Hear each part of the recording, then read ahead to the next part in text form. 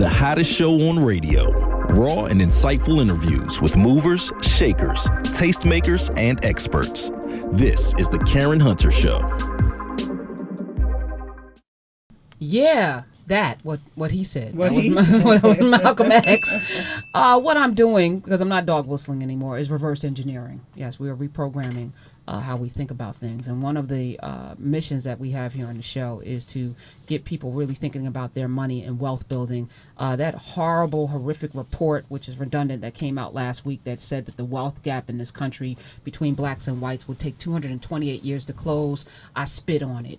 And I rebuked it in the name of Jesus, and I'm going to do something every day about it. I think we can do this in 2 years. You cannot tell me a group of people that spend $1.3 trillion annually can't close a gap quickly.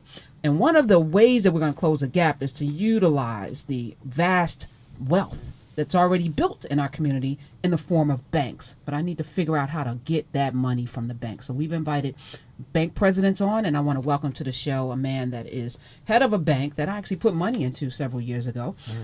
When Debbie Wright was the president, and the president of this bank right now, Carver Federal Bank, Mr. Michael T. Pugh. Welcome to the Karen Hunter Show. Thank you. It's a pleasure to be here. Good to see you. Good to see you. I'm really happy that you're here.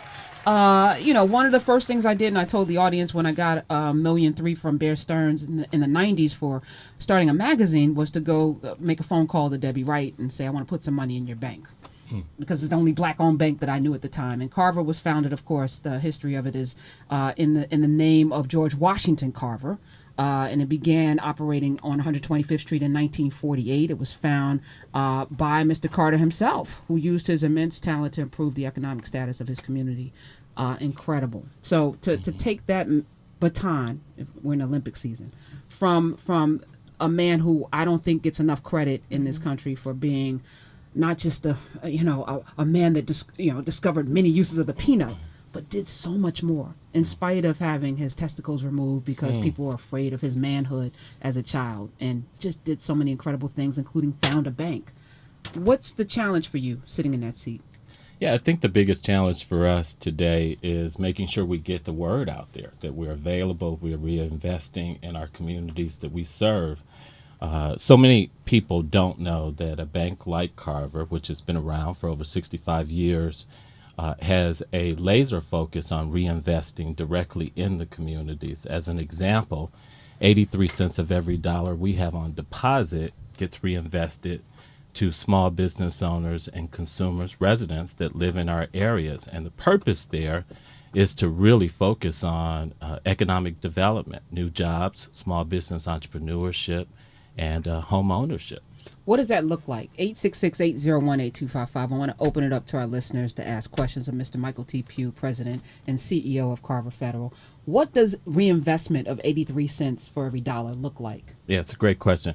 So as an example, we spend a lot of time, our management team and our board of directors, really looking at ways to be able to provide capital to small business owners. So people that want to take their aspiration to reality, focus on growing their small business or starting a small business. Give me one that you did in the last 2 years. Yeah, there's a couple of them. One that's probably well known, Melba's, which is a wonderful restaurant in the Harlem community, delicious food. We recently just did a loan and was able to help her with a fantastic expansion. And it's been part of an advertising campaign that has kind of been going throughout the greater New York City area to focus on real people and real experiences, highlighting what we do and why we add value to small business entrepreneurs like Melba. Okay, so if somebody has a small business, is it only in the New York City area that you're focused?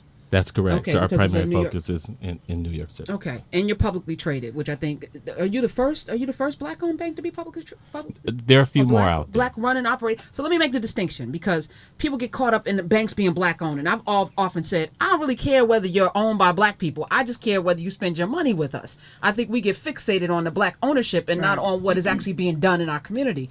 Tell me the distinction, because it was founded by George Washington Carver, but where are we today because it is publicly traded? Yeah, so we are black managed, which means that 100% of our board of directors is African American or Caribbean Americans, and a significant amount of our management team, including myself, being African Americans.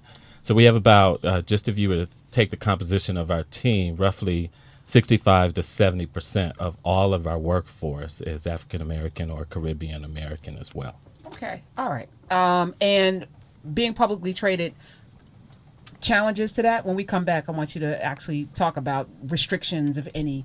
Are you connected with the SBA? Because that's another thing. And if 1 million of us come together and put money in Carver tomorrow, what impact would that have? And what do we get for that money? We need to get something. All right. Got it. You're not going to leave here without giving us something. Michael T. Pugh. Carver Federal. Did you bring applications? Did you? Okay. Always come prepared. Okay. All right. Okay. Oh, I like that. It's the Karen Hunter Show. 866-801-8255 is the number, and we'll be right back. Get your daily dose. Catch every episode of The Karen Hunter Show on demand.